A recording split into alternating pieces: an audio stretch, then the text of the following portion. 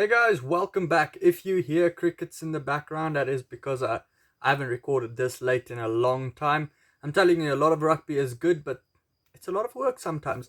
Getting to the Lions Sharks game, it's a make or break one if you do play SuperBru. Links in the description below if you want to join the pool. It's a make or break game because it's going to be a difficult one to call. If you do look at the two seasons for the two so far, it is mixed affairs for both ones. Playing in Johannesburg might favour the Lions here.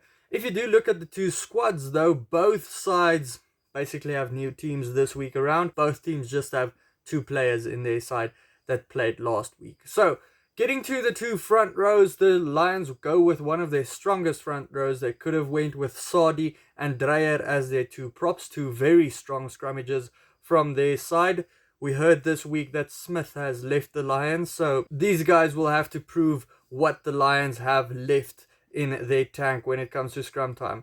The Sharks, they only leave John Hubert Meyer left for their front row at number 3, and he did pretty well in this last couple of weeks of starting. Majola at number 1. The two hookers have a big game ahead of them with Uesta and Comfer going up against each other. In the two locks, it's two similar pairings with two bone collectors in their own rights. Willem Alberts, the original bone collector, versus Leroux Roots, getting his first start since signing his permanent contract with the Sharks. It's two big guys going up against each other at number 4, and then more skinnier type of locks going up against each other at number 5, Higu and Van der Sluys.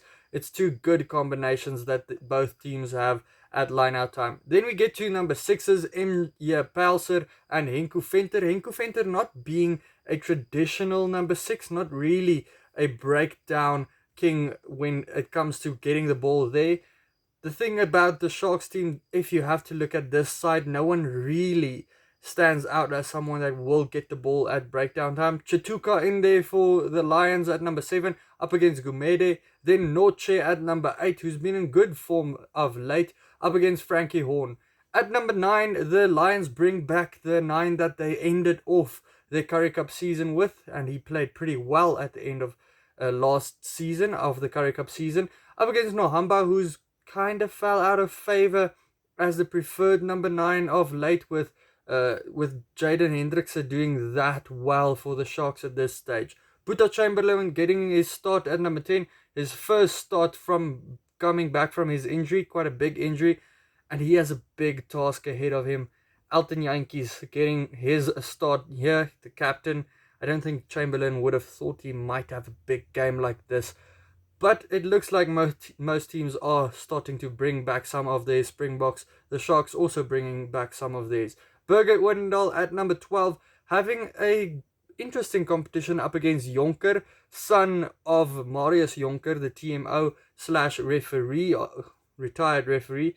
I think interesting times at the dinner table if his dad might call a red card or a forward pass or a no try or something like that against the young man. Then Lucanio Am at number 13 for the Sharks. He's the captain for this week again. Similane at number 13. That's always a big battle when the incumbent Springbok versus a younger guy. I think he got breakthrough player of the year, so he's going to want to show what he can do against the current Springbok, number 13. Out wide for the Sharks, they have Kok, the 7-star, and Penke out wide. He's been dangerous so far for the Sharks. Then Cornel Skusan, a veteran, back for the Lions in their side, joining Selengbe and in the wingers. Tiaan Swanepoel is still in the Lions side. He just moves from the 10 to the 15, and he's there for his long-range shots, and that's going to be an integral part for the Lions. The Sharks cannot give away silly penalties.